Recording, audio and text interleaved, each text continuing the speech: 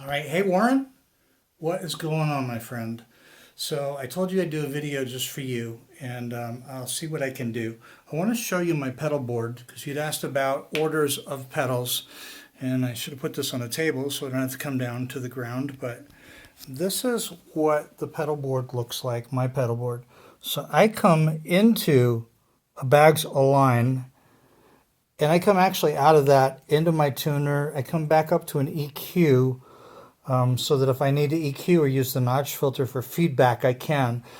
Honestly, I have not been using this pedal really at all, and I've not been playing at volumes where I need feedback resistance, but if I do, I've got that on this pedal. I have the RC boost as my clean boost. Then I go into a Strymon Blue Sky Reverb. I've got that set up for a modulation sound, which is super ethereal and cool.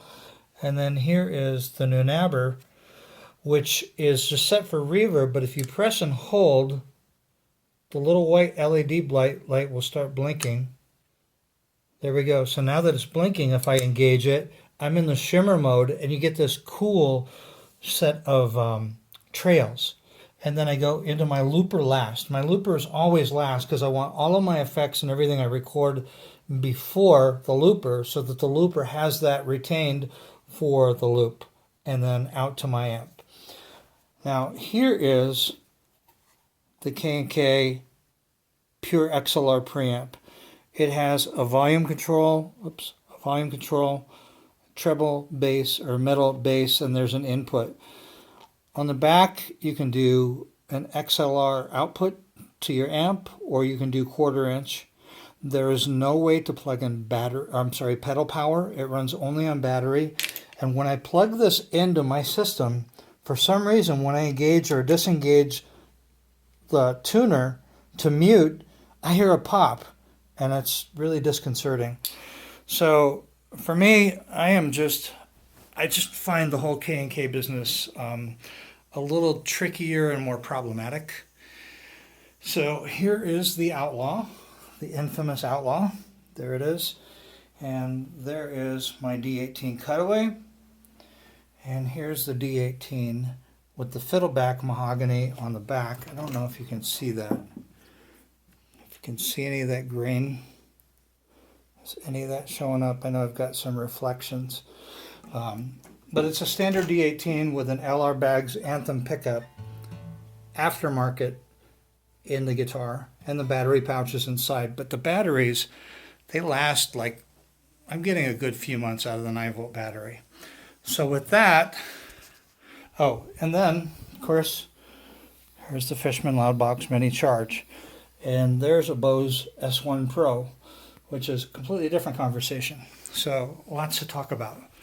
So let me just mount this. I'll get it a little closer. And I will plug in directly to the loud box.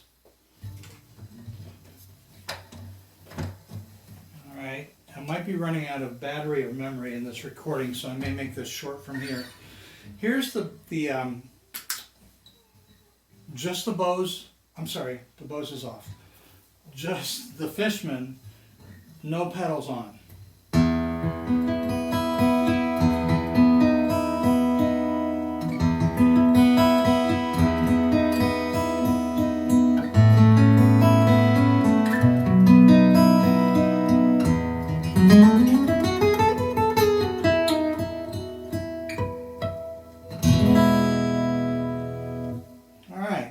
So that's the D18 with the Anthem dialed up all the way to the true mic side, which still uses the Element under saddle pickup for the low frequency. So all the way to the true mic side just means it's using as much of the microphone in the blend of signal that occurs internally as possible, if that makes sense. All right, so here's the Outlaw. And I'm going to show you what it sounds like without a preamp. This has the K&K Mini plugged in. It's louder, it's ready to feed back. I don't know if you can hear that. Yeah, I can't even play it. So let me take the volume down.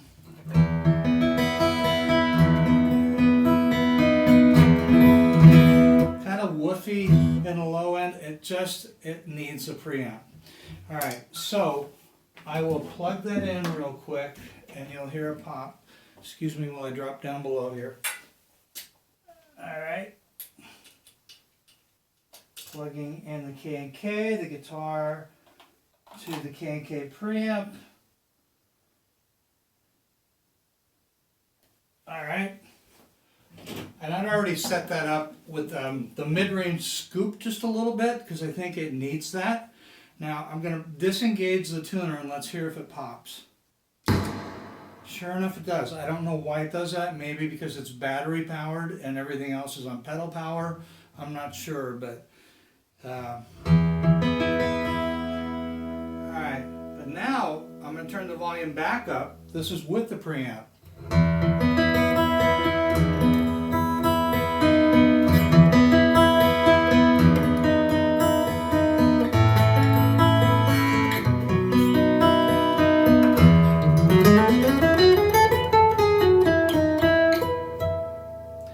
Single note runs, the K&K, I have to say, the notes have more texture. But they have plenty on my Anthem guitar. But listen to that. Here's a loop, and I'll solo. I'll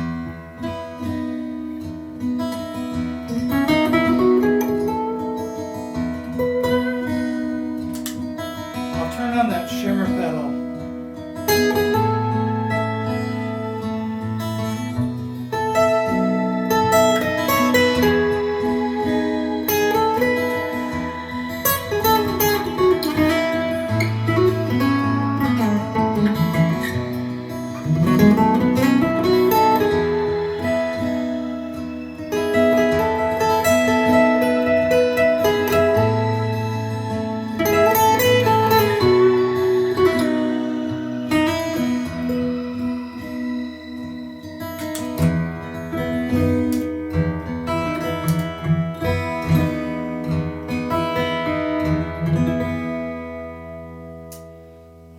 So it sounds great with the K&K preamp, but in my opinion, it needs it. It absolutely needs it.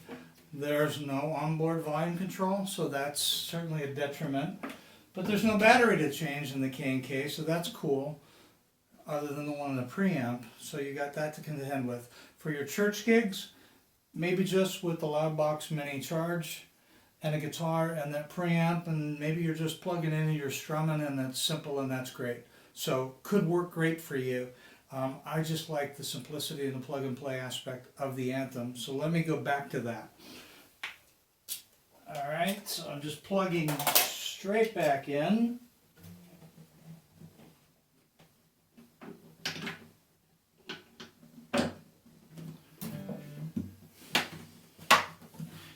And I'll show you what I can get.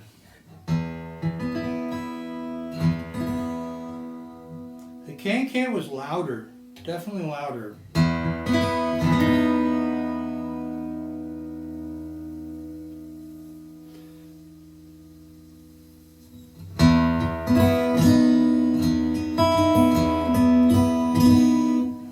To me, I mean, that's it.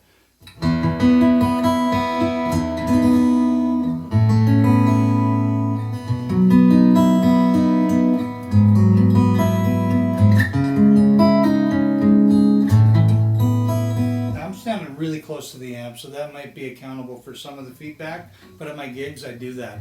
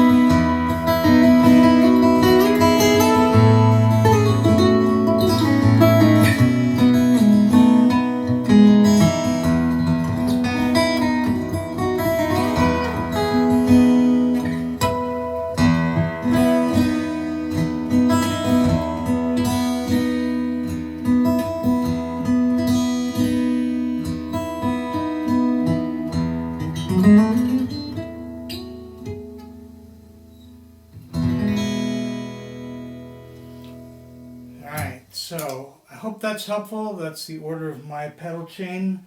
And actually I've got another pedal board that has a diamond memory lane, almost last in the signal chain, so I've got that going on too. But I find you don't need, with good acoustic guitar sound, you don't need a lot of pedals, you don't need a lot of color, and if you introduce a lot of pedals, the sound gets washy. So that's just some of my opinion. I hope this is helpful for you. Maybe I'll share this publicly, but I made this for my friend Warren over in the UK. Absolutely delightful chap. Been friends for years. And so that's just a little bit of the K&K versus the Anthem through the Fishman Loudbox Mini Charge. I do have the Bose L1 Pro here. Actually, why don't I just show that to you? You just see how amazing that is. Here's the L1 Pro.